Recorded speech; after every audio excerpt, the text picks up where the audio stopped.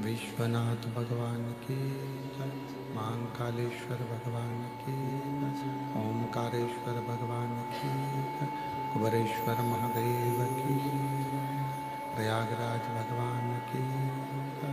हर हर महादेव, हर हर महादेव, हर हर महादेव, हर। काशी विश्वनाथ ओगरदानी त्रिकालदर्शी कैलाशी अविनाशी भगवान देवदेव भगवान शिव, जिनकी पावन पवित्र शिव महापुराण की कथा भगवान देवादिदेव महादेव की कृपा से, करुणा से, उनकी उदारता से त्रिवेणी संगम के पवित्र तट पर माँ गंगा यमुना सरस्वती की पवित्र गोदी में बैठकर श्री सतुआ बाबा सेवा शिविर के इस पवित्र पावन प्रांगण में आप और हम भगवान शिव की पवित्र कथा परम पूज्य जगत गुरु महामंडलेश्वर श्री संतोषाचार्य जी महाराज सतुआ बाबा जी के पवित्र सानिध्य में श्रवण कर रहे हैं। एक बार जोरदार ताली बजाकर सतुआ बाबा जी के लिए, जिन्होंने इस पवित्र कथा का दिव्य और भव्य आयोजन कराकर संपूर्ण मेला क्षेत्र को एक ऊर्जा प्रदान करी है। साथ में ही विराजमान महाराज श्री एवं सभी संत साधु गुरुजन तपस्वी जन ब्राह्मण जन और इस पवित्र भूमि पर लाखों लाख भक्तों का जो समूह इस पवित्र कथा को श्रवण करने के लिए आया है। आपकी अविरल भक्ति, आपका विश्वास ये शिव महापुराण की दिव्यता को प्रदान कर रहा है। कथा के मुख्य यजमान में स्वामी स्वर्गीय रामेश्वर प्रसाद केशरवानी जी, स्वर्गीय गंगा देवी, स्वर्गीय केदारनाथ, स्वर्गीय ओमकार नाथ केशरवानी की स्मृति में भोलानाथ, निर्मला देवी केशरवानी, राम गोपाल कोमल केशरवानी, सुशांत प्रियंका केशरवानी, संदीप करिश्मा केशरवानी जौनपुर उत्तर प्रदेश से हैं। एक बार जोरदार ताली बजाएं यजमान परिवार के लिए। स्वर्गीय श्याम सुंदर जायसवाल, स्वर्गीय ललिता देवी, स्वर्गीय मुन्नूलाल जायसवाल जी की स्मृति में लक्ष्मी प्रकाश जायसवाल, ओम प्रकाश, रवि प्रकाश जायसवाल, डॉक्टर विष्णु जायसवाल, डॉक्टर कृष्णा जायसवाल, मानस जायसवाल जौनपुर उत्तर प्रदेश से हैं, एक बार जोरदार ताली बजाएं। विकास चंद्र जायसवाल, सुभाष चंद्र जायसवाल, अर्पणा जायसवाल, हर्षित आदित्य जायसवाल जौनपुर उत्तर प्रदेश से यजमान पद ग्रहण करे हैं। एक बार जोरदार ताली बजाकर सभी यजमानों के लिए बहुत बहुत साधुवाद, जिन्होंने इस कथा के मुख्य यजमान पद को ग्रहण किया और अपने जीवन को सार्थक बनाया।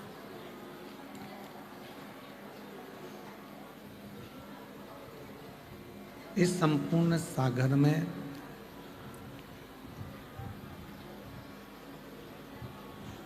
ये संसार खुशियां और दुख, सुख और दुख के दो पार्ट के बीच में ये जीवन चलता रहा है।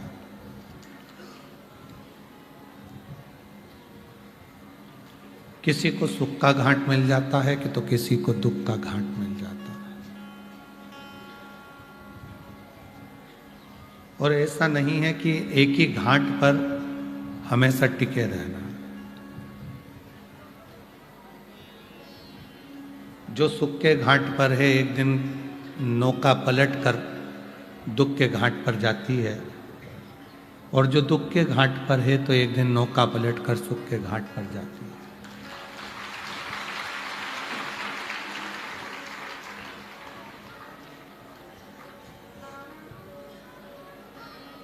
इन दिनों दोनों के बीच में जो धार में आप और हम चल रहे हैं, बह रहे हैं, यही हमारा और आपका जीवन है।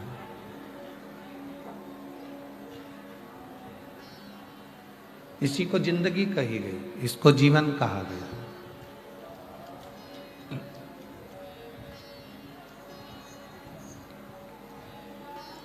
कोई दुनिया में ऐसा पैदा नहीं हुआ कि आपके दुख को काट दे।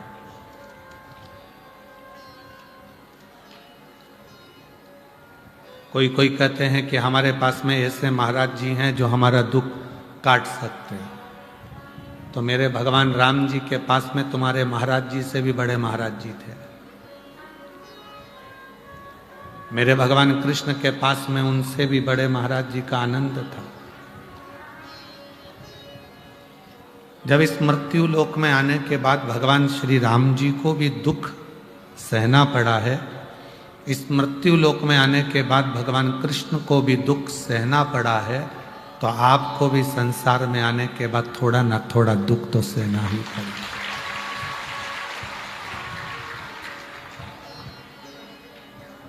दुख काटने की सामर्थ्यता केवल एक में है, और वो है तुम्हारा भजन, तुम्हारा मंत्र जाप, तुम्हारा स्मरण, तुम्हारा एक लोटा जल जो भगवान को समर्पित कर रहे हो, वो तुम्हारे दुख को काट सकता है। इसके सिवाय किसी की सामर्थ्यता नहीं है कि कोई किसी के दुख को काट दे। और तेरी कृपा बिना ना हिले एक भी अणु, लेते हैं श्वास तेरी कृपा से तनु तनु।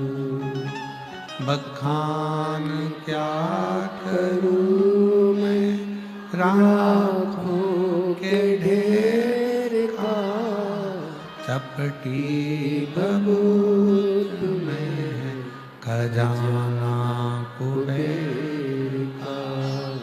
हे गंगाधार मुक्ति द्वार ओंकार तू, भोले ओंकार तू। आयु शरण पिया शंभु तार तार तू। दुनिया में किसी की सामर्थ्यता नहीं कि कोई किसी के दुख को मिटाए। दुख को मिटाने की सामर्थ्यता परमात्मा ने आपको, हमको, सबको देकर भेजा। आप और हम अपना दुख को खुद मिटा सकते। तुलसी बाबा जी ने कहा कि कलियुग केवल नाम आधार। कलिकाल में नाम जप करिए, भगवान को भजिए, स्मरण करिए। एक लोटा जल जैसे राम जी ने भगवान शिव जी को समर्पित करा, जैसे भगवान कृष्ण ने भगवान शंकर जी को समर्पित करा, ऐसा ही एक लोटा जल तुम भी चढ़ाते हो।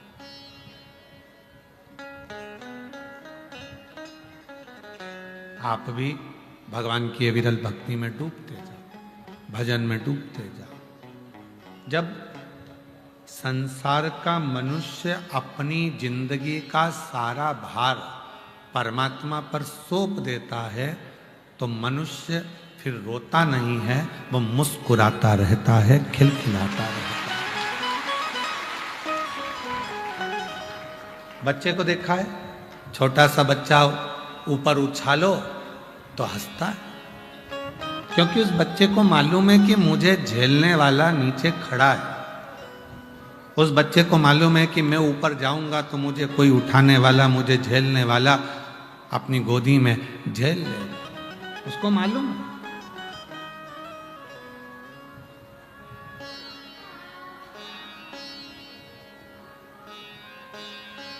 बाबा जी एक बात कहना था,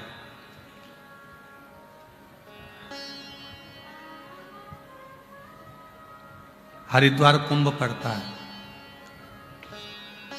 उज्जैनी कुंभ पड़ता है, नासिक कुंभ पड़ता है, उत्तर प्रदेश के इस प्रयागराज की भूमि पर कुंभ पड़ता है।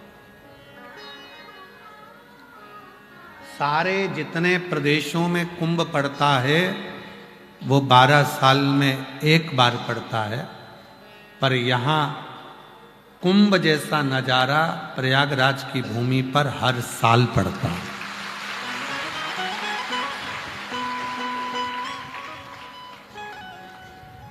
और शायद बाबा जी, मैं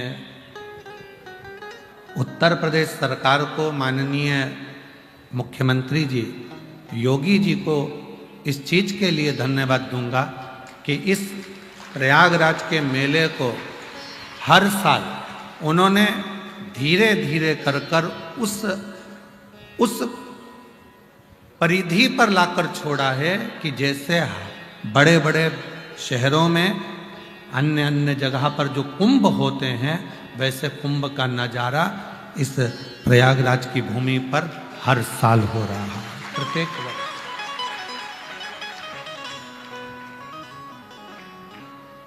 यहाँ की प्रशासन, यहाँ का पुलिस प्रशासन, यहाँ की चिकित्सा पीडब्ल्यूडी विभाग, यहाँ का विद्युत विभाग, यहाँ का अन्य सभी विभाग बड़ी मुस्तैदी से कार्य करता है। संभाल। और जितने आस्था चैनल पर कथा सुन रहे हैं, जितने फेसबुक यूट्यूब पर कथा सुन रहे हैं, जितने सोशल मीडिया पर कथा सुन रहे हैं, बाबा जी कह रहे थे कि हमारे यहाँ माघ मेला लगभग बसंत पंचमी के बाद से धीरे धीरे विराम की ओर होने लगता है। पर एकदम इस कथा के माध्यम से मेले में एकदम विराम के टाइम इतनी भीड़ माघ मेले में आ जाना, और उस माघ मेले की इतनी लाखों की भीड़ को यहाँ की प्रशासन ने एकदम संभाल लेना, यहाँ की प्रशासन को मैं धन्यवाद देता हूँ। माघ मेले के इस खाक चौक की कोई एक रोड ऐसी नहीं है जो खाली पड़ी हो। खाक चौक की सारी रोडें भरी पड़ी हुई हैं और उसको प्रशासन बड़ी मुस्तैदी से, बड़ी सावधानी से संभाल रहा है।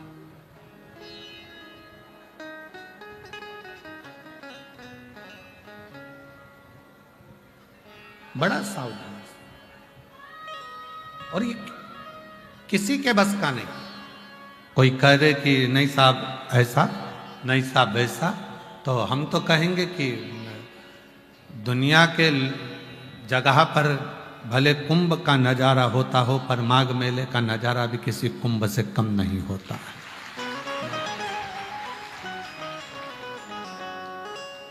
भक्ति अविरल, कौन संभाले?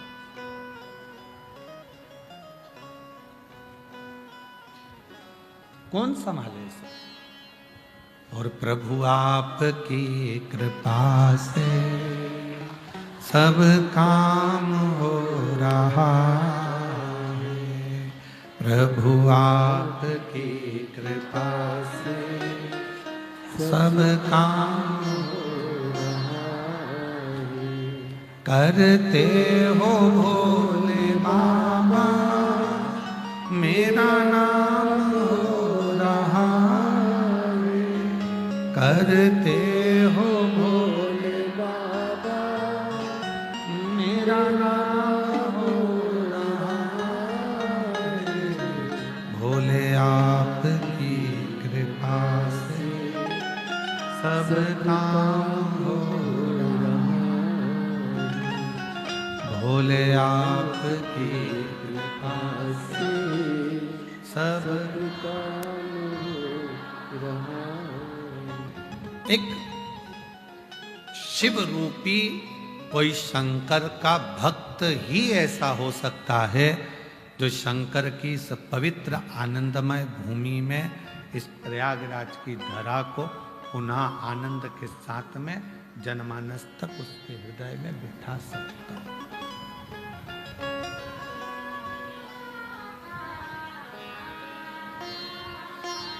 कोई कहे तुमसे कि हम तुम्हारा दुख मिटा देंगे, व्यर्थ की बात है। कोई तुमसे कह दे कि मेरे पास आकर बैठ जाना, मैं तुम्हारा कष्ट मिटा दूंगा, व्यर्थ की बात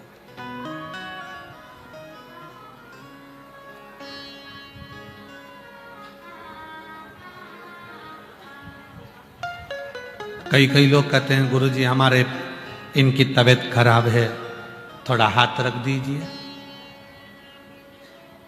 अगर हमारे हाथ रखने से सब ठीक होते तो डॉक्टरों की जरूरत ही नहीं पड़ती। ध्यान रखिएगा।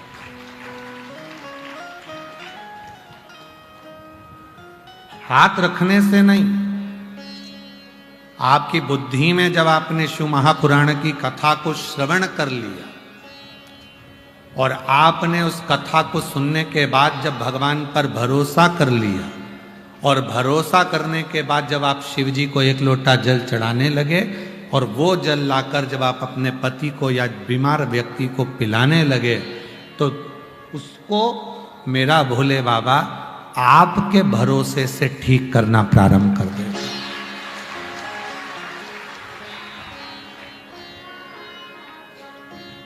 आपका भरोसा। गुरु से तो केवल अगर मिलो तो एक बात कहो कि गुरुजी एक बार कृपा की दृष्टि से देख लीजिए, केवल एक बार हमको देख लो। और गुरु होता ही ऐसा है, करुणा की दृष्टि से जब देखता है उसके नैनों में जो शिव समाया हुआ होता है वो शिव की दृष्टि उस भक्त पर पड़ती है तो अपने आप उसके दुखड़े मिटना प्रारंभ हो जाता है। केवल देखिए, आपके देख लेने पर, आप अगर देख लोगे, केवल देख लेने पर भी मेरा दुख समाप्त हो जाएगा, मेरा कष्ट मिट जाएगा। और कृपा की ना होती जो आदत तुम्हारी तो सोनी ही रहती अदालत तुम्हारी। गरीबों के दिल में जगह तुम ना पाते तो किस दिल में होती इबादत तुम्हारी। शिव कथा कहती है प्रेम हमेशा बढ़ता है। प्रेम क्या होता है? बढ़ता है। प्रेम कभी कम नहीं होता। संसार का अगर कोई व्यक्ति तुमसे कह दे कि मैं पहले मंदिर जाती थी, शिव जी को जल चढ़ाती थी, भगवान शंकर की पूजन करती थी, अब मेरा पूजन में मन नहीं लग रहा, मतलब वो भगवान से प्रेम नहीं कर पाई, केवल प्राप्ति के लिए जा रही थी कि भगवान मेरे को ये दे देना, भगवान मेरे को वो दे देना। भगवान ने देना, भगवान ने नहीं दिया तो उसने दूसरी जगह जाना चालू कर दिया, दूसरी जगह पर नहीं मिला, तीसरी जगह जाना चालू कर दिया, तीसरी जगह नहीं मिला, चौथी जगह जाना चालू कर दिया। और शिव महापुराण की कथा क्या कहती है कि एक कुएं को खोदे जाओ, खोदे जाओ, तुम 50 फीट यहाँ खोद दिए, 50 फीट वहाँ खोद दिए, 60 फीट वहाँ खोद दिए, 80 फीट वहाँ खोद दिए, तो पानी नहीं निकलेगा। अगर वही 80 फीट, 50 फीट, 50 फीट, 50 फीट ऐसे सबको जोड़ लो और एक ही जगह पर खोदना चालू कर दो, तो जितना गहरा खोदोगे वहां से जल प्राप्त जरूर होगा।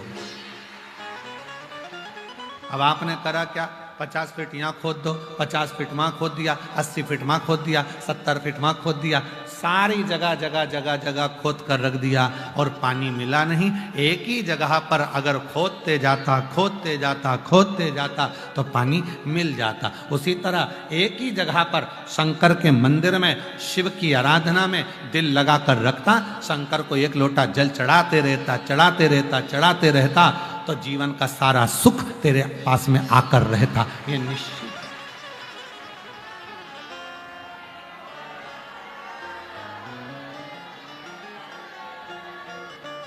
अब हमने करा क्या, थोड़े दिन बाबा ने नहीं सुनी, अगले बाबा के यहाँ पहुंच गए, अगले बाबा ने नहीं सुनी, तीसरे बाबा के पास पहुंच गए, तीसरे बाबा ने नहीं सुनी, चौथे बाबा के पास पहुंच गए। एक ही जगह पर क्यों नहीं टिके?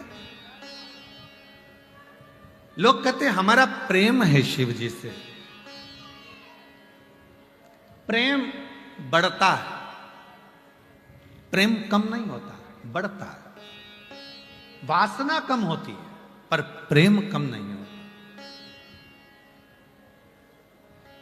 शादी हुई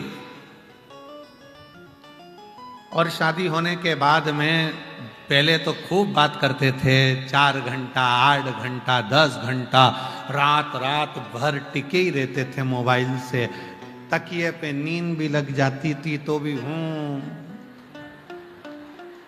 गुर्राटा भी भर रहा हो तो पत्नी उसको लगता था कि बात ही कर रहा है, तो वो बोले ही जाती थी, और ये गुर्राटा भर रहा है वो। अब जो 3 घंटा, 4 घंटा, 6 घंटा, 8 घंटा इतनी बात करता था, 4 महीने, 6 महीने, 1 साल, 2 साल कब का प्रेम था? तो कहा हमारा तो 6 साल पुराना प्रेम है। 6 साल पुराना तो अच्छा है, भगवान कृपा करे तुम्हारी शादी हो जाए। शादी हो गई, शादी होने के बाद में 1 साल ठीक रहा, फिर कम, फिर कम, फिर कम, फिर कम, और आखिरी में इतना कम हो गया, एक दूसरे से झगड़ा प्रारंभ हो गया, लड़ाई हो गई और अदालत में जाकर तलाक लेने के लिए खड़े हो गए। तो अब बताओ कि शास्त्र कह रहा है कि प्रेम बढ़ता है, वासना घटती है, मतलब वो प्रेम था ही नहीं, उसने तो केवल तुम्हारा स्वरूप देखा था और तुम्हारी युवान अवस्था देखी थी, इसलिए वो केवल तुमको कवाड़ा उसने अपना बनाया और आखिरी में तुमको धीरे धीरे धीरे धीरे धीरे धीरे वो प्रेम कम हो गया। वो प्रेम नहीं है, उसको हम प्रेम नहीं कह सकते, उसको केवल वासना कह सकते, केवल वासना, वो प्रेम नहीं हो सकता। प्रेम की परिभाषा कहती है कि प्रेम बढ़ता है, प्रेम घटता कभी नहीं है। जितना अभी तुम शिव जी से लगन लगा रही हो ना, उतना और बढ़ेगा, फिर लगन लगाओगी तो और बढ़ेगा। शिव जी से जैसे प्रेम बढ़ता है, बाबा जी कथा जहां जहां शिव महापुराण की होती है वहां लोग बढ़ बढ़कर आते जाते हैं। तो कई लोग कहते हैं गुरुजी इतने शिव भक्त आ गए, करोड़ों में शिव भक्त पहुंच रहे हैं, लाखों में शिव भक्त पहुंच रहे हैं, उसका कारण क्या है? मतलब पहली कथा सुनी थी तो प्रेम हुआ था, जल चढ़ाते चढ़ाते और प्रेम बढ़ गया, बढ़ते बढ़ते इतने साल कथा सुनते सुनते हो गए तो अब तो और ज्यादा प्रेम बढ़ता चले जा रहा है, इसलिए जनमानस उमड़ता चले जा रहा है।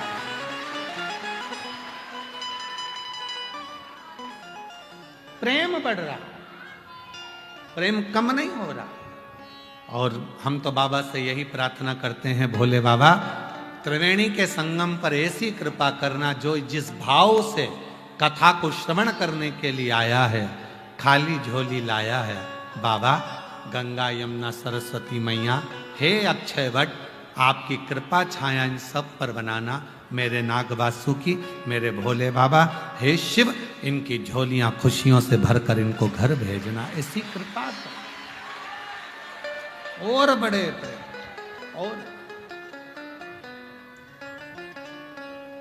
और कृपा की न होती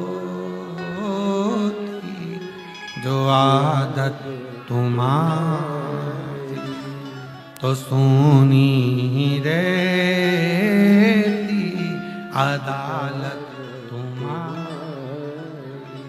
गरीबों के दिल में जो जगह तुम न पाती, तो किस दिल में होती इबादत तुम्हारी। प्रेम और बड़े, इतना बड़े प्रेम, इतना बड़े कि शिव को तुम ना छोड़ो और शिव तुम्हें ना छोड़े।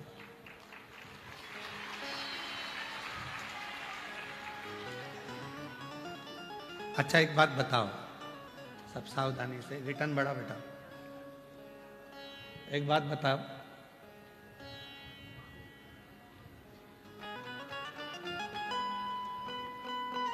जब विश्वनाथ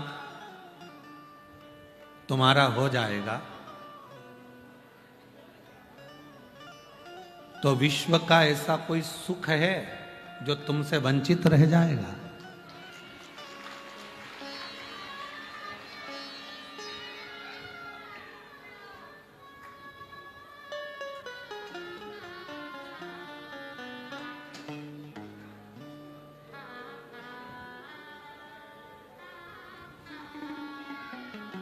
कहां जा रहे हो?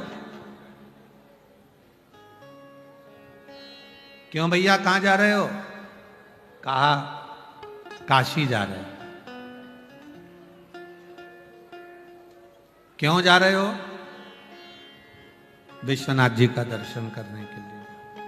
विश्वनाथ जी का दर्शन? हाँ, काशी और विश्वनाथ जी कहां?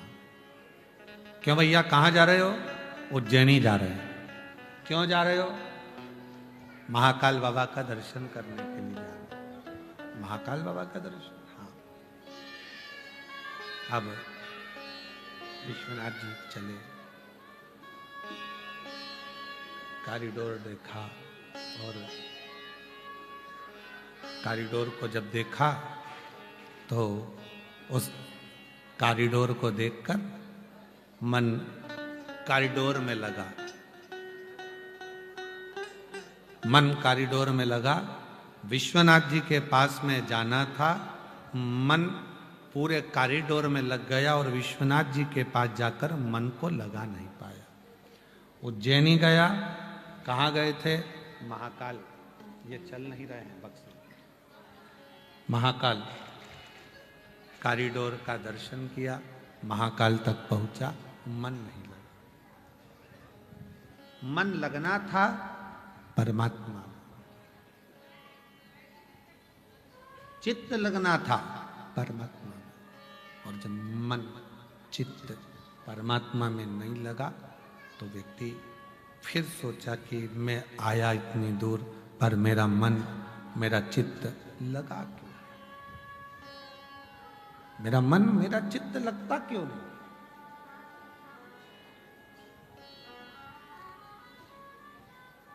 आपका समर्पण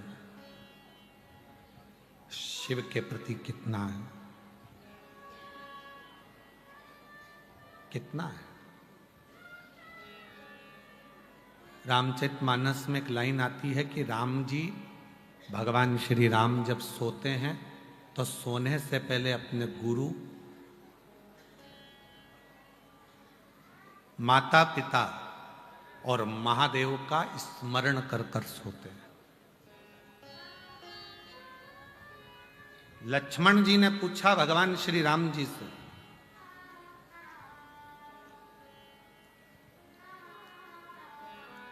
सोने से पहले किसका नाम लेना चाहिए? तो कहा देवादिदेव महादेव का।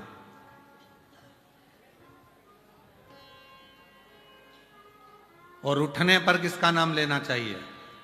तो भगवान श्री राम जी ने कहा श्री हरि का। जागो तो हरि को जपो और सोने से पहले हर को जपो। जब हरि और हर के मिलन का दिन निकलेगा, रात निकलेगी, तो तुम्हारे जीवन में सुख और खुशियां अपने आप आती चलेगी। तुम्हारे जीवन में सुख भी आएगा, खुशियां भी आएगी, आनंद भी आएगा।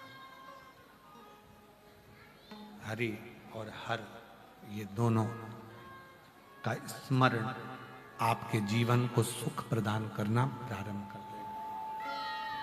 हरि और हर। शिव कथा कर रही है, भगवान शंकर का चरित्र कर रहा है, शिव महापुराण की कथा कर रही है, शिव तत्व कह रहा है। शिव के मंदिर जाना तो शंकर भगवान के शिवलिंग से मतलब रखना, भगवान शंकर के शिवलिंग से मतलब रखो, शिवलिंग की पूजन से मतलब रखो। बाकी के मंदिर में क्या लग रहा है, क्या लगा रहे हैं, क्या कह रहे हैं, कौन बोल रहा है, क्या बोल रहा है, उससे मतलब नहीं।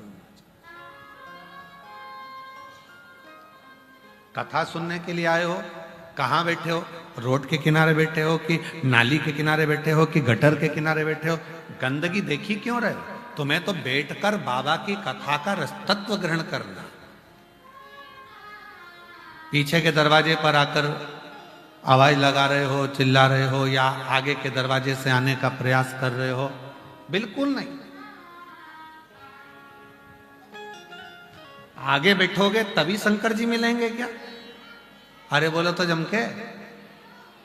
या भगवान शंकर की कथा में सब। और अगर आगे बैठना ही है तो ये जो 5 दिन से आसन संभाल कर बैठे हैं, तुम तो 1 दिन के लिए आए हो, ये 5 दिन से जो जगह संभाल कर बैठे हैं, आप ऐसे आकर बैठो।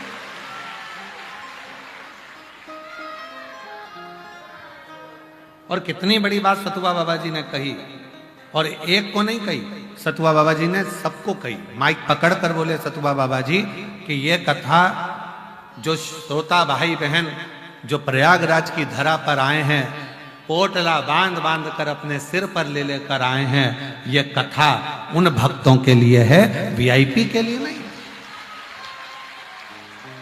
यहां यही वीआईपी। सतुआ बाबा जी माइक पर 3 बार 4 बार आज भी बोले कि ये कथा सबकी है, आप इसको अव्यवस्था ना करें, धक्का ना दें, दरवाजे पर भीड़ ना करें, तुम्हें जहां जगह मिले वहां बैठो। और बाबा जी ने कितनी सुंदर बात सतुआ बाबा जी बोले कि ये वो धरा है, प्रयागराज की भूमि वो भूमि है, ये तो त्रिवेणी का घाट है, जहां बैठोगे वहीं पंडाल है, जहां बैठोगे वहीं कथा है, जहां बैठोगे वहीं आनंद है।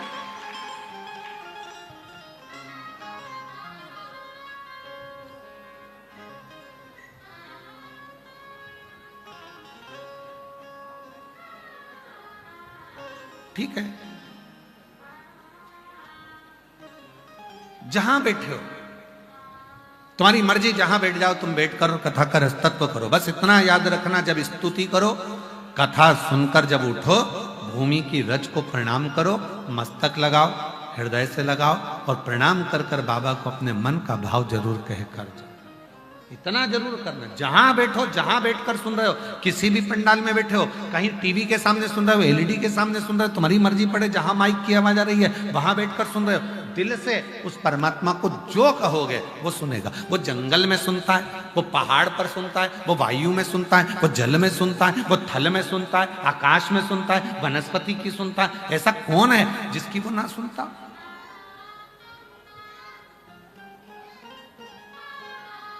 ऐसा कौन है जिसकी वो ना सुनता? सबकी सुनता है, तो क्यों ना सुनेगा वो? क्यों ना सुनेगा? आप प्रभु आपकी कृपा से सब काम हो रहा है, प्रभु आपकी कृपा से सब काम हो रहा है।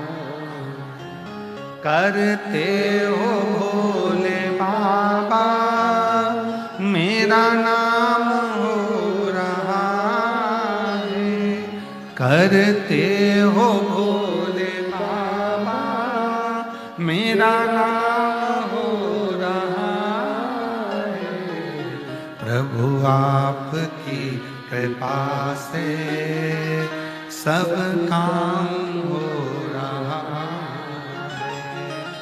भोले आपकी कृपा से सब काम। जिस दिन तुम शिव के दास बन गए, आज प्रयागराज की भूमि से याद रख लेना, जिस दिन तुम शिव के दास बन गए उस दिन तुम हर परीक्षा में पास हो गए।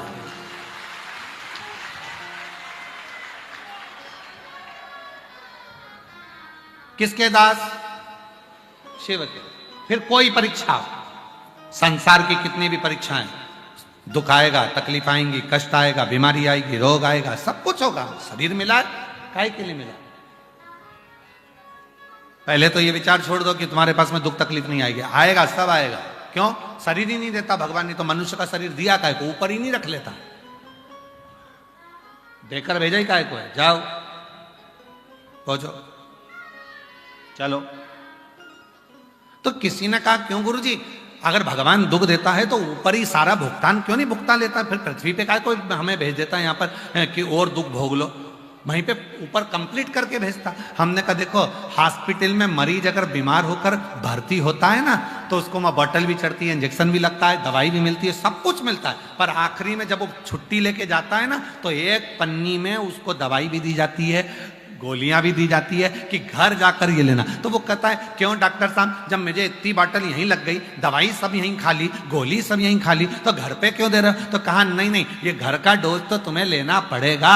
घर पर जाकर 15 दिन 20 दिन तो तुमको डोज लेना पड़ेगा, तब जाकर तुम पूरे ठीक होगे। उसी तरह भगवान ने जितना मां कूटना था तुमको खूब कूटा, जितना कूटना था तुमको ऊपर खूब मसल मसल के कूटा। यमराज ने भी कूटा, धर्मराज ने भी न्याय दिया और खूब पीटा। और कूटने के बाद आखिरी में कहा यहाँ का इलाज पूरा हो गया, हॉस्पिटल से छुट्टी करो, इसको नीचे भेजो। तो क्या दवाई? तो क्या इसके नीचे भेज दो, इसके कर्म पर दवाई लिख दो। और कर्म पर दवाई लिख कर भेज दी।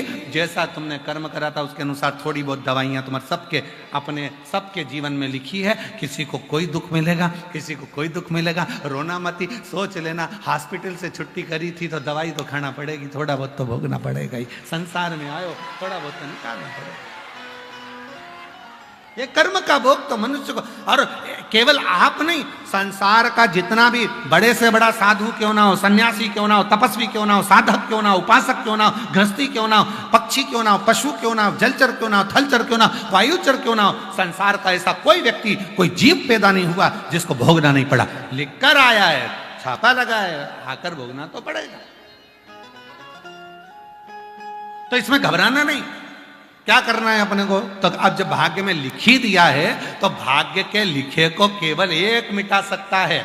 विधाता का काम है लिखना, देवता का काम है भाग्य बनाना, पर महादेव का काम है भाग्य को पलट कर रख देना। वो शिव का काम है, वो भाग्य पलटेगा,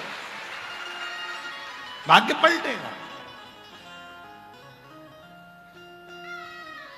और उसके आगे जो जो उसने किया वो संसार में कोई नहीं कर सकता, भाग्य पलट दे।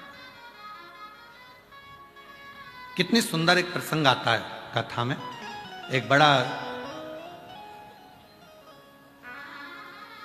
सुंदर एक प्रसंग है।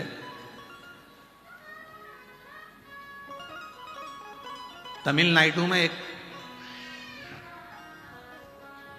पुनीतावती नाम की एक शिव भक्त हुई।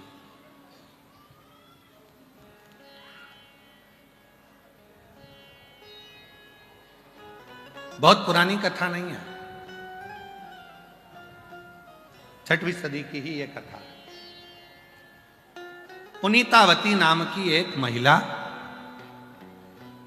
एक कन्या ने जन्म लिया तमिलनाडु के कराईकला नगर में। एक धनिक सेठ के घर में, बहुत पैसे वाले व्यक्ति के घर में एक लड़की ने जन्म लिया जिसका नाम पुनीतावती थी। पुनीतावती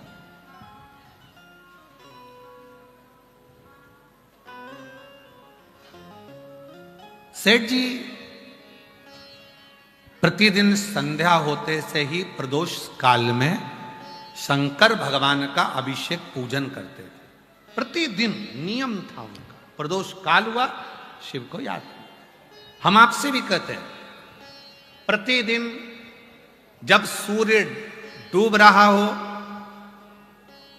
चंद्र उदित हो रहा हो, प्रदोष का जब समय हो, उस प्रदोष काल में आप भी शिव का स्मरण करो। अभिषेक नहीं कर सकते तो स्मरण करो। स्मरण कैसे?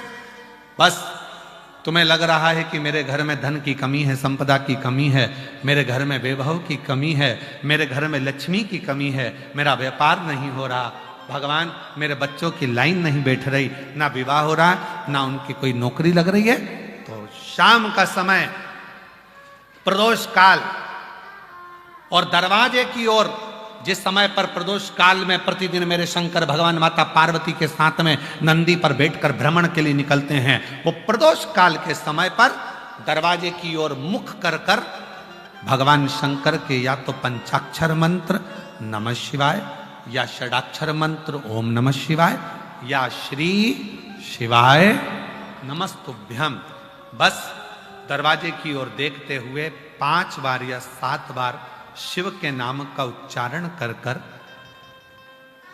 हे कुबेर भंडारी, हे कुबेरेश्वर महादेव, आपने लक्ष्मी को भी लक्ष्मी दी है, आपने कुबेर को भी लक्ष्मी दी है, कृपा करो मेरे घर में भी लक्ष्मी और वैभव दीजिए। झोली पसार कर नमः शिवाय श्री शिवाय नमस्तुभ्यम कहकर उस झोली को वापिस अपनी ओर गिराओ। आप लगातार 2 महीना 3 महीना आप प्रदोष काल में शाम के समय भगवान शंकर जब रोज प्रतिदिन पार्वती और शिव जी निकलते हैं भ्रमण पर, उस समय पर आप रोज जब भगवान से निवेदन करोगी तो एक ना एक दिन मेरा भोले बाबा तुम्हारी झोली भर ही देगा।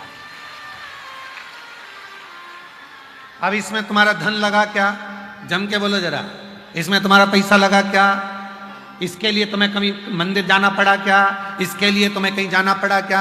नहीं, इसमें केवल समय का ज्ञात करना है कि शाम का समय प्रदोष काल का जो समय है, उस प्रदोष काल के समय में, और थोड़ा सा आगे पीछे भी हो जाएगा ना तो चलेगा। ये नहीं सोचना कि प्रदोष काल के समय पर मुझे मालूम नहीं पड़ा, ये समय निकल गया, मैं काम में लगी थी उसमें। प्रतिदिन नियम बनाओ, प्रतिदिन श्री शिवाय नमस्तुभ्यम, श्री शिवाय नमस्तुभ्यम, श्री शिवाय नमस्तुभ्यम, श्री शिवाय नमस्तुभ्यम। प्रतिदिन प्रदोष काल में भगवान शिव के नाम का उच्चारण करना प्रारंभ कर दो। उसका प्रमाण है क्या गुरुजी? कहीं मत जाओ प्रमाण देखने के लिए। ये शिव महापुराण की कथा में जो पत्र आया इसको देखो, प्रमाण देखना है। मोहिनी उदय भान सिंह बहिंगा जिला महोबा उत्तर प्रदेश से आई हैं। कहीं बैठी हो तो हाथ हिला सकती हैं, कहीं बैठी हो तो हाथ हिला सकती हैं, और अगर आई हो तो आ सकती हैं। मेरा नाम मोहिनी सी, मेरी शादी को 11 साल हो गए थे गुरुदेव, संतान का सुख नहीं था, इलाज करा करा कर थक गई। तब टीवी पर एक बार सुन लिया था कि प्रदोष काल में अगर जो भोलेनाथ से मांगा जाता है वो भोलेनाथ देता है। सफेद आंकड़े की जड़ का प्रयोग करा, पशुपतिनाथ का व्रत करा, 2 बार सीहोर होकर आ गई और बाबा की ऐसी कृपा हो गई। डॉक्टर ने तो मना करा था कि मैं कभी मां नहीं बन सकती, पर बाबा की कृपा से 2023 में 2 नवंबर को बाबा की कृपा से मुझे जुड़वा 2 बेटों ने जन्म लिया। मैं बाबा को प्रणाम करने के लिए दोनों बच्चों का मैं फोटो लगा रही हूं। जुड़वा 2 बच्चों का जन्म हुआ, एक का नाम विराज, एक का नाम वेदांत। 2 बच्चों ने जन्म। 11 साल के बाद मेरे घर में बाबा ने खुशी दी। प्रदोष काल का जो समय होता है, आप दूसरी जगह ना जाकर ये स्मरण, कहीं बैठे हो तो बच्चों को लेकर तो आ सकते, कहीं ना जाए, प्रदोष काल में शाम के समय उस शिव को याद करो जो रोज प्रतिदिन मां जगत जननी को लेकर नंदी पर चढ़कर भ्रमण करने निकलते हैं, प्रतिदिन निकलते हैं।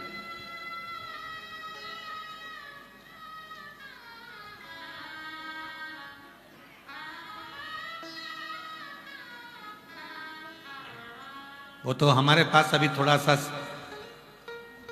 समय मिल नहीं पाता है, इसलिए। नहीं तो एक हमने भी नियम लिया है बाबा जी, एक कथा प्रदोष काल में, प्रदोष काल की जो कथा होती है उसमें ये पंडाल नहीं लगता बाबा जी। प्रदोष काल की कथा में केवल स्टेज लगता है, मंच लगता है, और खुले आसमान में बैठकर वो कथा का वाचन होता है। तो कभी योग बनेगा तो एक बार वो कथा का भी स्मरण, प्रदोष काल की कथा हमारी बोली हुई है, वो सबको, पूरे भारतवासी नहीं देश विदेश में उसका स्मरण करेंगे उसका। और वो प्रदोष काल में ही होती है, प्रदोष के काल में उसका स्मरण चालू होता है। प्रदोष काल, प्रदोष काल में ही प्रारंभ, प्रदोष काल शिव तत्व महाराज। आप मांगो उसको प्रदोष काल में, आप उससे प्रार्थना करो प्रदोष काल में। और यहां तक कहेंगे, यहां तक कहेंगे, जिस नारी की गोद 25 साल शादी के हो गए, 20 साल, जैसे कल एक माता ने लिखा था हमारी 21, एक तक रो रहा है, देखो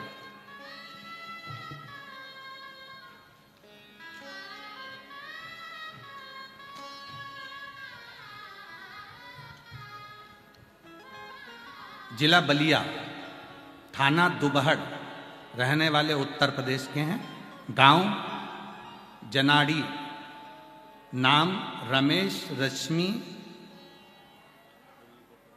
रमेश रश्मि क्या लिखा है, जरा इनको दिखाओ पढ़ेंगे लोग। रमेश रश्मि क्या लिखा है, अतना रमेश रश्मि पत्नी गीता रश्मि, पत्नी लिखा, अच्छा गीता रश्मि। मोबाइल नंबर ये, कहीं बैठे हों तो इधर बैठे हैं, आ जाओ बच्चे को लेकर आ जाइए। गुरुदेव 18 वर्ष तक संतान नहीं हुई, देखिए पत्र में लिखा 18 वर्ष तक संतान का सुख नहीं हुआ, ऐसा कोई डॉक्टर नहीं जिसके पास इलाज ना कराया हो। तब किसी ने कहा कि वो सियोर वाला बाबा कथा कहता है, पंडाल में जाकर बैठ जाओ।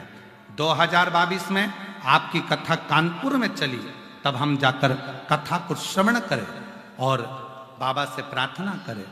फिर वापिस हमने दवाइयों का क्रम किया, फिर भी हमें औलाद नहीं हुई, तब हमने छोड़ दिया। फिर वापिस हम कुबरेश्वर धाम गए और बाबा से वहां विनय करी, पंडाल में बैठ बाबा से निवेदन करा। बाबा की कृपा से 4/5/2024 को 18 साल के बाद मेरे घर में संतान का सुख। एक लाइन में उन्होंने कहा, प्रदोष काल में आप कहते हो कि अपनी झोली में एक चावल का दाना रखो और प्रदोष काल पूर्ण होने पर शिव को समर्पित करो। आज बाबा की कृपा से उस प्रदोष के महत्व को मैं जानी हूं, उस प्रदोष के महत्व को मैं पहचान। नहीं है 25 साल 30 साल, यहां तक कि हम तो कहेंगे अगर 35-40 साल भी हो गए और संतान का सुख नहीं है, एक प्रदोष काल में चावल का दाना अपनी गोदी में जरूर डाला करो। उस समय पर जब गोद भराती है ना, तो बाबा कैसे भी गोद भरकर ही रहते हैं। एक प्रदोष काल का चावल का दाना, केवल एक दाना। अब इसमें कोई तुम्हारा धन दौलत संपदा नहीं लगती महाराज, इसमें कोई संपदा तुम्हारी बहुत दौलत नहीं लग रही है। एक चावल का दाना अपनी गोदी में डाल लिया, प्रदोष काल पूरा हुआ, श्री शिवाय नमस्तुभ्यम कहकर घर में जो शंकर का शिवलिंग है उसको समर्पित कर कर बाबा मेरी गोदी भर देना, बाबा संतान का सुख देना। देगा देगा।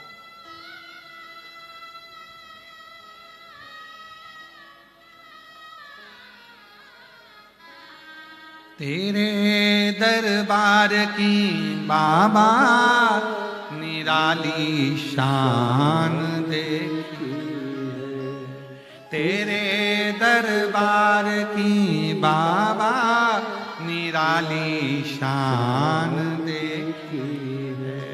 तुझे देते नहीं देखा पर झोली भरी देखी, तुझे देते नहीं देखा पर झोली देखी।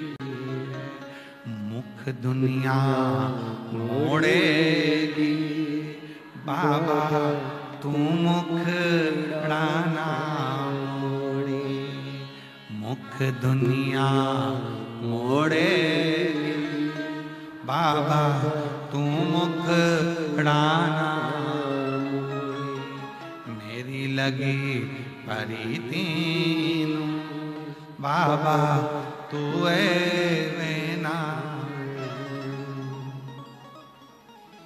कृपा करता है, प्रदोष काल में नहीं है संतान, 21 साल 15 साल 16 साल 12 साल हो गए, कोई बात नहीं, कोई बात नहीं, विश्वास रखना, भरोसा रखना। जब दुनिया को दे सकता है 40 साल की उम्र में भी, 50 साल की उम्र में भी दे सकता है, तो तुझको भी देगा, तेरी भी गोदी भराएगी, तुझे भी देगा, तो चिंता मत कर, देगा जरूर, पीछे नहीं हटेगा देने में, देता है।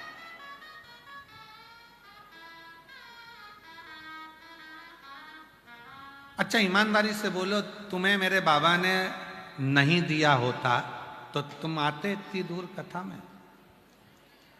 उसने कुछ तो तुमको दिया है, एक लोटे जल ने, तब तो तुम लाखों की संख्या में प्रयागराज आए। आते ये देखो जरा, हम तो पढ़ नहीं पा रहे, ये देखिए, देखो कैमरे वाले भैया इसको दिखाना जरा पत्रों को, ठीक है, जरा इनको मालूम तो पड़ना चाहिए कि किसको कितना देता है बाबा।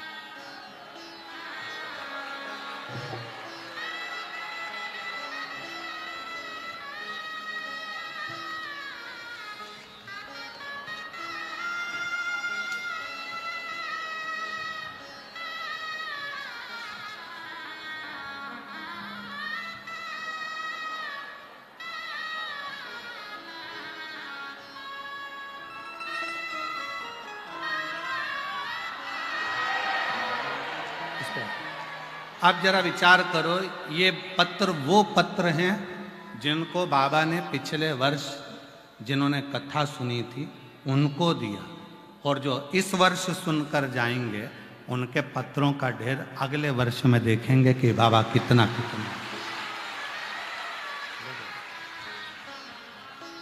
कितना देता है वो, कितना प्रदान करता है वो। ये हजारों हजारों पत्र शायद हम तो आपको देख भी नहीं पाते, और आप भी कई लोग ऐसे हैं जो हमको नहीं देख पाते, केवल सुनते हैं, बाबा को प्रार्थना करते हैं, श्री शिवाय नमस्तुभ्यम कहते हैं, चले जाते हैं। पर जब बाबा तुम्हारी गोदी में दे देता है, खुशियां प्रदान कर देता है, तब मालूम पड़ता है कि बाबा ने कितना कितना दिया, तब मालूम।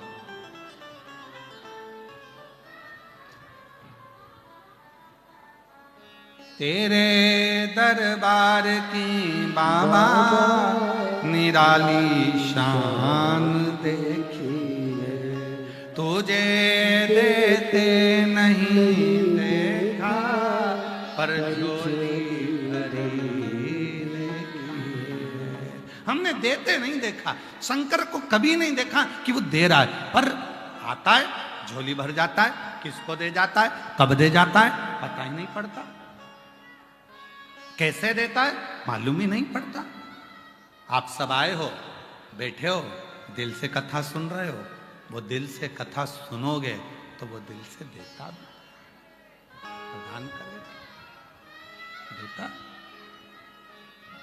क्या ना दे।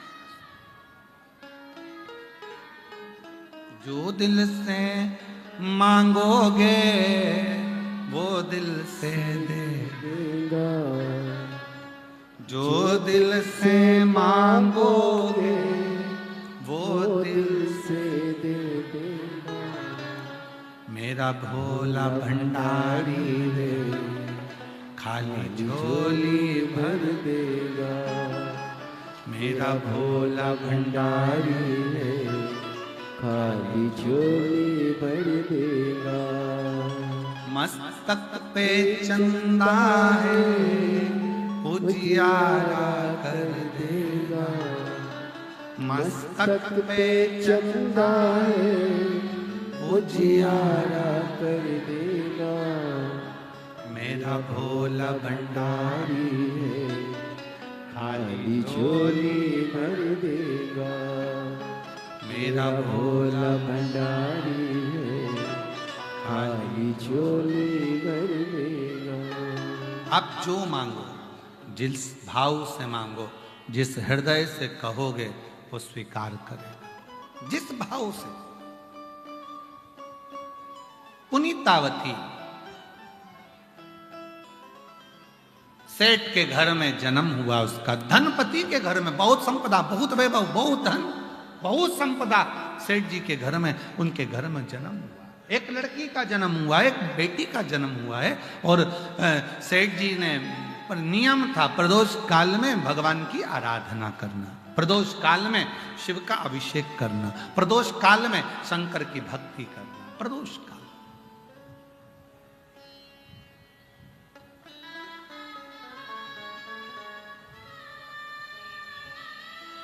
आप भी नियम बना लो।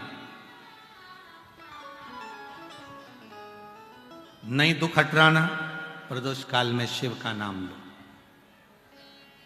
तकलीफ नहीं दूर हो रही ना, प्रदोष काल में शंकर का नाम लो। दुख दूर नहीं हो रहा, प्रदोष काल में शिव के नाम का उच्चारण करो। दिल से पुकारा करो, श्री शिवा नमस्तु श्री शिवा नमस्तु श्री शिवा नमस्तु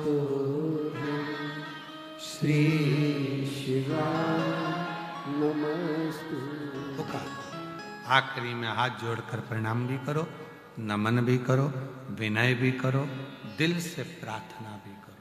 प्रदोष काल का समय शिव के भ्रमण का समय। प्रतिदिन मेरा बाबा मां जगत जननी आद्य शक्ति को नंदी पर बिठाकर भ्रमण करने निकलते, प्रतिदिन,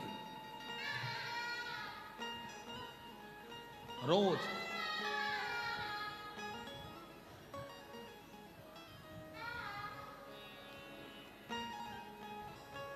देखो, सृष्टि जब बन रही थी, जब सृष्टि का निर्माण हो रहा था, सृष्टि जब बन रही थी, तो सृष्टि के बनने में, सृष्टि के निर्माण में, सृष्टि के बनने में, सृष्टि के निर्माण में, जब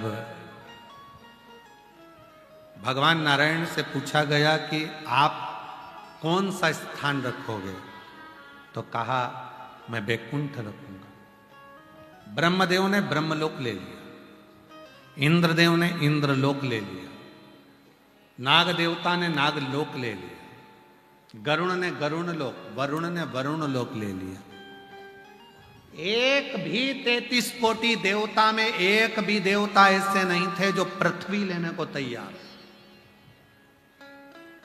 मृत्यु लोक कोई ले ही नहीं रहा, कोई लेता ही नहीं। क्यों? कौन सुनेगा इनकी? हमारे सतुआ बाबा जी का जो कुटिया है ये यहीं बाजू में है। अब जो भी वहीं से आवाज लगाते बाबा जी, तो बाबा जी को दौड़ के तुरंत आना पड़े जी, बाबा जी। फिर कोई आवाज लगाए, देखो वो कोई आया है, बाबा जी बाबा जी, अब बाबा जी को तो फिर आना पड़े।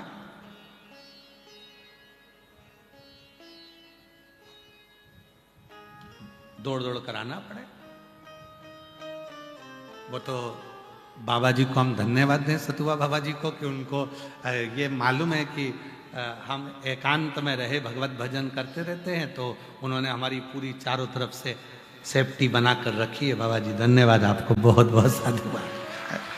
कोई अंदर आता भी नहीं और हमारा भजन चलता रहता है। मालूम है कि मिलते भी नहीं और ज़्यादा किसी से मिलना जुलना या किसी से बात करना ठीक नहीं, हम नहीं मिलते। पर बाबा जी तो जाते तो आवाज, और सरल स्वभाव है तो कोई भी आवाज लगा देते, बाबा जी क्या है। पृथ्वी पर रहना, मृत्यु लोक में रहना और मृत्यु लोक को संभालना बहुत कठिन काम है। ब्रह्मा जी बोले मैं ब्रह्मलोक संभाल लूंगा, भगवान विष्णु बोले मैं वैकुंठ लोक संभाल लूंगा, सारे देवता अपना अपना लोक संभालने को तैयार थे, पर मृत्यु लोक को आने आ जाओ, मृत्यु लोक कोई संभालने वाला नहीं था। कौन संभालेगा मृत्यु लोक?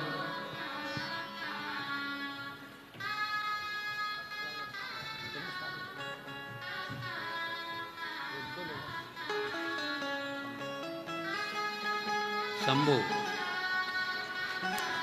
प्रणाम करो।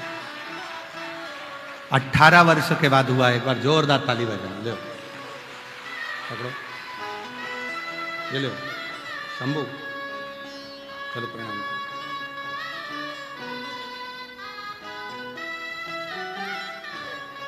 रोते नहीं, आंसू पोछ के जो जाओ। दिल से अब तो बाबा ने दे दिया, मांगोगे आंसू पोछो वो अच्छे से जाओ। दिल से दे देगा, जो दिल से मांगोगे वो दिल से दे देगा। मेरा भोला भंडारी है, खाली झोली भर देगा। मेरा भोला भंडारी है, खाली झोली भर देगा। मस्तक पे चंदा है, उजियारा कर देगा। मस्तक पे चंदा है, उजियारा कर देगा। मेरा भोला भंडारी है, खाली झोली भर देगा। मेरा भोला भंडारी है, खाली झोली भर देगा। वो कृपा करने वाला, वो करुणा करने वाला। मृत्यु लोक कोई भी देवता लेने को तैयार नहीं है, क्योंकि इनके दुखड़े कौन सुने, और दुखड़े सुने तो पूर्ति करना भी पड़े। भगवान नारायण बोले मैं मृत्यु लोक नहीं लूं, भगवान ब्रह्मा जी बोले हम मृत्यु लोक नहीं ले। तब सब ने अपना अपना लोक ढूंढ लिया। शंकर भगवान अकेले बचे। उनसे पूछा तुम्हें क्या दें? शंकर भगवान बोले कुछ बचा है? तो क्या पृथ्वी का मृत्यु लोक, ये पृथ्वी बची है, मृत्यु लोक बचा है। शंकर भगवान बोले हम लेने को तैयार हैं। लेने को तैयार हो? हाँ पक्का? हाँ। मछली को भी दर्द होगा तो तुम्हें दौड़ना है, इल्ली को भी दर्द होगा तो तुम्हें दौड़ना है, कीट पतंगे को भी दर्द होगा तो तुम्हें दौड़ना है। शंकर भगवान ने कहा दौड़ने को तैयार हूं, उनका दुख मिटाने को भी तैयार हूं, पर एक शर्त है। क्या शर्त? जो मुझे याद करेगा मैं उसकी तकलीफ मिटाता चलूंगा। जो मुझे याद करे।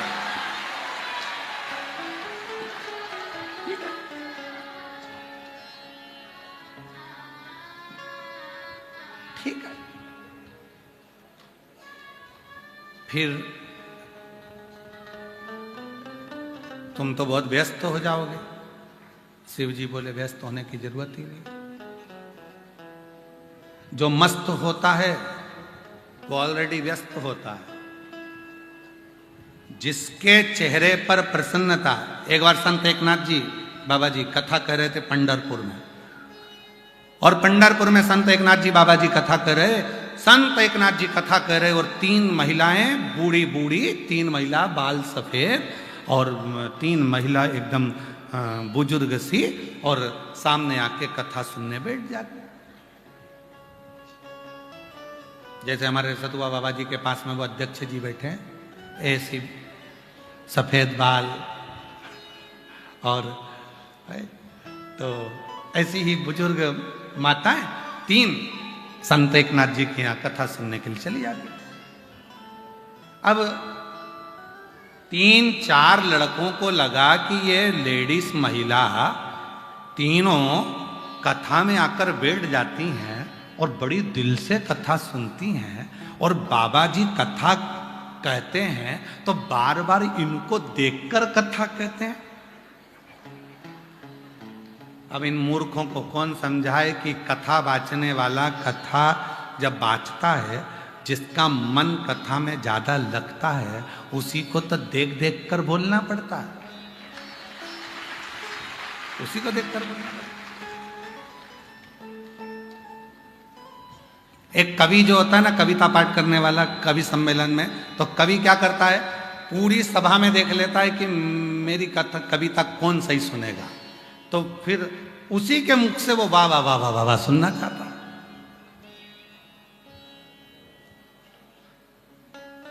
सुने, अब वो तीनों अच्छे से सुनती थी, तो बाबा जी संत एकनाथ जी उनको देखकर कथा कहते थे, पर इन तीनों की बुद्धि बिगड़ गई। इन तीनों ने विचार करा, जरूर बाबा जी का ये महिलाएं तीनों जरूर, अच्छा जिसकी बुद्धि में कचरा भरा हो ना तो उसको सब दूर कचरा दिखता है, जिसके दिमाग में गंदगी भरी होगी तो उसको गंदगी दिखेगी।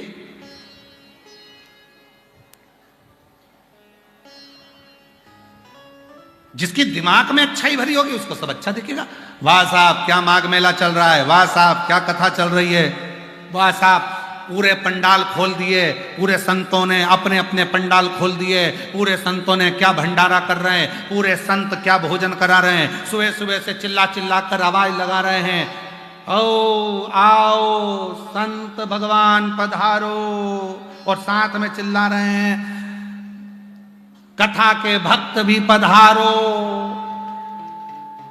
इतनी आवाज लगा रहे हैं, और क्या चाहिए, इतने सारे संत साधु सन्यासी तपस्वी सबने अपने अपने पंडाल खोल दिए। जो संत जाने के तैयारी में थे, पेटियां बंद हो गई थी, सामान पैक होकर जाने लगा था, उन संतों ने कहा वो रुक जाओ रे, इतने आए इनको और खिलाते खिलाते चले, इनको और खिला दे, पिलाओ चाय पिलाओ। फिर आवाज लगा रही, सुबेरे से आवाज लगा रहे चिल्ला के, सुबेरे 5:30 बजे से चिल्लाना जो चालू करा, कोठारी की जय, भंडारी की जय, पुजारी की जय, संत भगवान चाय तैयार, संत भगवान पधारो। ये वाले अखाड़े में चाय बन के तैयार हो गई, और फिर पीछे से आवाज आएगी, संत भगवान के साथ में जितने भक्त कथा सुनने आए हैं पधारो, चाय की तैयारी। संत भगवान मन में सोचे इतनी भीड़ में चाय पीने कौन जा, इनको जान दो, तुम चाय तुम जाओ पहले। अब जिन संतों ने अपना सामान पैक कर लिया, जाने की तैयारी हो गई, जरा विचार करो, संत हृदय नवनीत समाना, संत का भाव कितना निर्मल है। तुरंत भंडारे चालू कर दिए, पंडाल खोल दिए गए, जाओ बैठो कथा सुनो और भोजन करो, चाय पियो, चल ये आनंद। शिव कथा कर रही है, भगवान शंकर की पवित्र चरित्र, भगवान शंकर का पुनीत पावन चरित्र वर्णन कर रहा है। जिसकी बुद्धि में गंदगी भरी उसको गंदगी दिखेगी, और नहीं तो कोई आएगा तो कह देगा वाह वाह क्या कथा चल रही है साहब, क्या भीड़, क्या आनंद, क्या आनंद। कल एक माता जी कर लिख के भेजी कि गुरुजी वो हम आरती नहीं कर पाते हैं क्योंकि भीड़ बहुत ज्यादा। तो कौन कराए आरती, करो, दिया मत लगाओ, मोबाइल में टॉर्च तो है ना, मन मेरा मंदिर, आंखें दिया बाती, फोटो की है तालियां, रोम फूल बाती, रोम रोम जीवा तेरी, और बस बहुत। जब आरती हुआ करे, दिया भले ना जले, क्योंकि दिए से साड़ी जल जाए, पट्टी जड़ जाए, टेंट में कहीं आग वग लग जाए, इसलिए दिया ना जलाकर अपनी मोबाइल की लाइट चालो, इसमें क्या दिक्कत।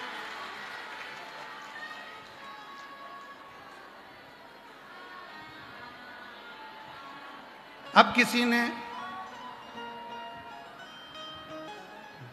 अच्छा अब हमने जो बोला है ना कि मोबाइल की लाइट से भी आरती कर सकते हो, तो इस पे बहुत बड़ा विरोध खड़ा होगा थोड़े दिन बाद, तो उनको उत्तर भी दे दे, क्या ऐसा हो सकता है?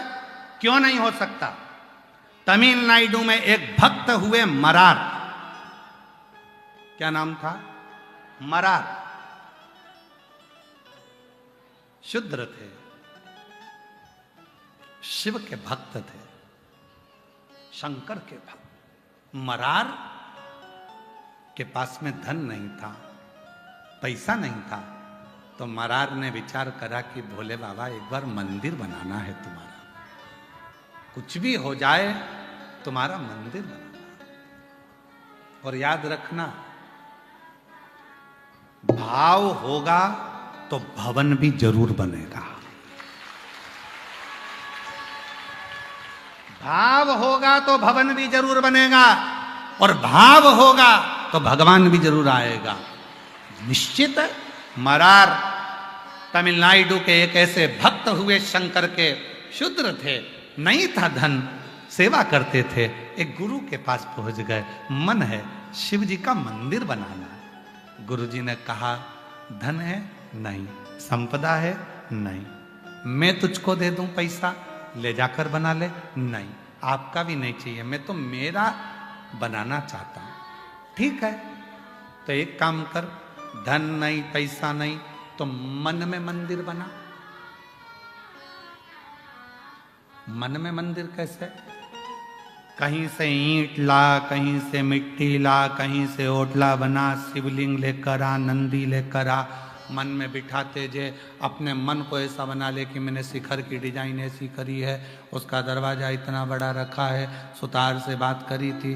बात सबसे कर किया, सुतार के पास जाके ना दरवाजा लगाना है मंदिर में, कितना बड़ा लगाऊं, ऐसा ऐसा मन में मंदिर बनाते चले जा। उसने अपने मन में मंदिर बना लिया।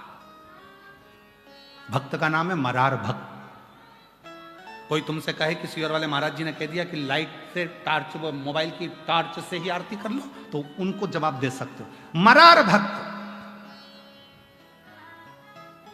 शिव भक्त था, मन में मंदिर बन गया। पंडित जी के पास गया, प्राण प्रतिष्ठा की मुहूर्त दे दो। पंडित जी ने कहा, तूने मंदिर का बना लिया? मेरे मन में बना लिया। तो मन में बना लिया तो कभी प्रतिष्ठा? नहीं नहीं नहीं, तुम मुहूर्त दो, मैंने सब पूछ पूछ के बनाया है, तुम मुहूर्त दो। पंडित जी ने मुहूर्त निकाला, इस तारीख का मुहूर्त है। कांची वहीं पास में लगी हुई थी, और उस स्थान का राजा एक बहुत बड़ा मंदिर बनाया था। वहां से 100 किलोमीटर की दूरी पर राजा ने मंदिर की प्राण प्रतिष्ठा का मुहूर्त भी वही निकाला जो मरार ने निकाला था। मरार राजा शिव का इतना बड़ा भक्त था कि हवन यज्ञ से शंकर जी को प्रसन्न कर लेता था। आज शिव जी के पास में उसने भी मुहूर्त निकाला और प्राण प्रतिष्ठा दोनों जगह चालू हो गई। राजा प्राण प्रतिष्ठा कर रहा है, बड़े बड़े विद्वानों को बुलाकर, बड़े बड़े यज्ञ कराकर, अनुष्ठान कराकर, सब दान कर कर प्राण प्रतिष्ठा चल रही थी। और मरार बैठ गया था, आज का मुहूर्त है, इतनी वजह से यज्ञ चालू हो गया है, ब्राह्मण हवन करा रहे हैं, मैंने, मेरा भोलेनाथ आकर प्रतिष्ठा में बैठने वाला है, उसके प्राण प्रतिष्ठा होने वाली है। और प्राण प्रतिष्ठा चलती, राजा ने शिव जी को सामने से जाते हुए देखा। राजा कहने लगा, भोले बाबा, आज मेरे मंदिर की प्राण प्रतिष्ठा, तुम्हें बैठना है? शंकर जी बोले, आज नहीं बैठ सकता, कोई दूसरा मुहूर्त निकाल ले, आज तो मरार के दिल में जाकर बैठना है, उसने जो मंदिर बनाया, उसने जो हृदय में मंदिर बनाया है। भाव होगा तो भवन बनेगा, और भवन में भगवान तब आता है जब भाव निर्मित हो जाता है। मेरे भक्त के हृदय में जो मंदिर बना है उसकी प्राण प्रतिष्ठा है। कहा, वो मरार के दिल में तुम बैठोगे? हाँ। राजा का प्राण प्रतिष्ठा छोड़कर शंकर भगवान मरार के दिल में जाकर बैठ गए। दिल में एक दिन मरार के मन में जाकर बैठ गए तो मरार के मन में आया, अब प्राण प्रतिष्ठा पे भंडारा कराना चाहिए, हलवाई नहीं मिल रहा, भोजन कैसे कराओ, किसको जीवाओ? शंकर भगवान ने कहा, मेरी धर्म पत्नी से जोरदार कोई हलवाई नहीं है, पूरी काशी को भोजन करा रही है अन्नपूर्णा। आंखें बंद कर कर बोला, अन्नपूर्णा माता, भोजन कराना है। अन्नपूर्णा जी ने हृदय में आकर पूछा, कितनों को कराना? पूरे गांव को जिमाना है। इसने तो सोचा ही था अन्नपूर्णा ने पूरे गांव को निमंत्रण दे दिया। जो जहां बैठा था वहां पंगतें लगना चालू हो गई, भंडारे चालू हो गए, मालपुआ, खीर, रबड़ी सब बनना प्रारंभ हो गया, भंडारे चल रहे थे। जैसे ही आंख खुली, इतना बड़ा भंडारा। सारे गांव के लोग कहने लगे, मरार गजब कर दिया, तेरे पास इतना पैसा कहां से आ गया कि खीर मालपुआ खिला रहा। मरार कहने लगा, मैंने तो प्राण प्रतिष्ठा का भंडारा करा था। लोगों ने पूछा मंदिर कहाँ है, तो के भीतर प्रतिष्ठा हो गई, हाओ भगवान बैठ गए, हाओ। वो भंडारा सारा गांव खा रहा था।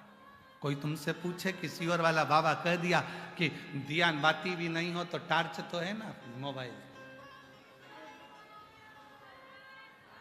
दिल भाव होगा तो भवन बनेगा। वो प्रैक्टिकल करके देखो मरार की इस कथा का, मरार की कथा का प्रैक्टिकल करके देखना। कई माता कहती हैं हमारे यहाँ मंदिर नहीं है, कोई माता कहती है हमारे मंदिर दूर है, कोई माता कहती है हम मंदिर नहीं बना सकते, कोई माता कहती है हमारे पास पैसा नहीं है, हम मंदिर कैसे बनाए।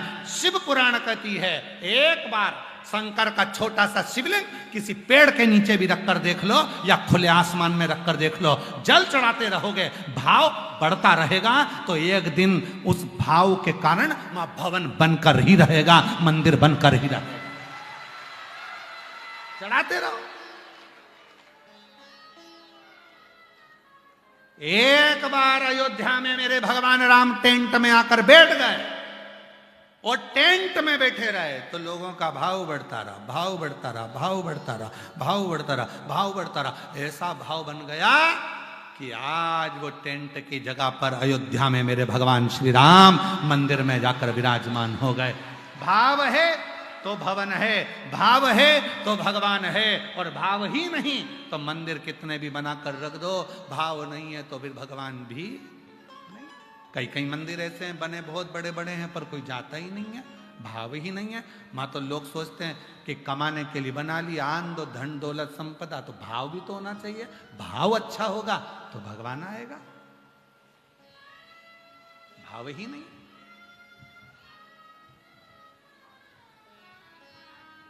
स्नेह चाहिए, प्रेम चाहिए। एक पत्र है, अच्छा है गुरु जी,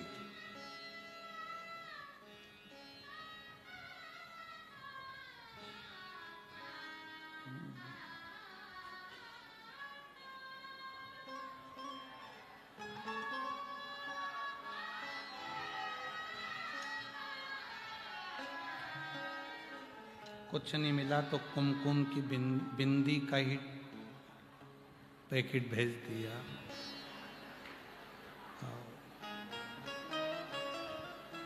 उसमें मुस्कुराती हुई एक बाई बिंदी लगा के बैठी।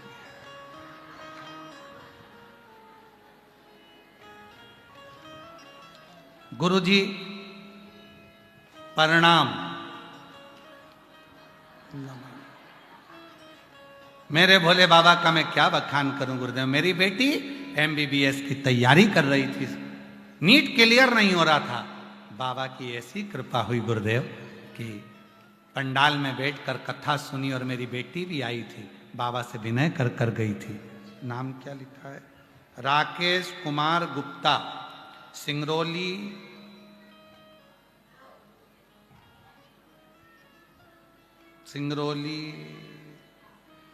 हाँ जो भी है, डेस डेस डेस मध्य प्रदेश। कहीं बैठी हो तो आप ही हैं क्या? आ जाओ एक बेलपत्र लेके जाओ। चलो पहले तो ये बताओ पत्ता कहाँ से लाई थी? बिंदी का हो तो मंगरौली। अब यहाँ मेरी बेटी MBBS की तैयारी कर रही थी, गुरुदेव सिलेक्शन नहीं हो रहा था, नीट क्लियर नहीं हो रहा था। एक बार बाबा से प्रार्थना करी और बाबा से प्रार्थना कर कर बाबा ने ऐसी कृपा कर दी, पंडाल में बैठकर जो मांगा, आज मेरी बेटी MBBS बन रही है, डॉक्टर कर रही है। मैं बाबा को प्रणाम करने आई हूँ। गुरुदेव, मेरे पति जब 12 वर्ष की उम्र में थे, मेरे पति जब 12 साल के थे, उनका पाँव का ऑपरेशन हुआ था 12 साल की उम्र में। तो वो पाँव से लंगड़ा कर चलते थे, पाँव पूरा नहीं रख पाते थे। गुरुदेव, मैं इनको सीहोर ले गई और सीहोर में हम वहाँ से रुद्राक्ष लेकर आए और रुद्राक्ष का जल इनको पीने को देना चालू करा। गुरुदेव, 50 साल से लंगड़ा कर चलते थे, आज बाबा की कृपा से रुद्राक्ष के जल से पूरा पांव टिकने लगा और आराम से पूरे अच्छे से चलते हैं। अब लंगड़ा कर नहीं चलते। आ जाओ।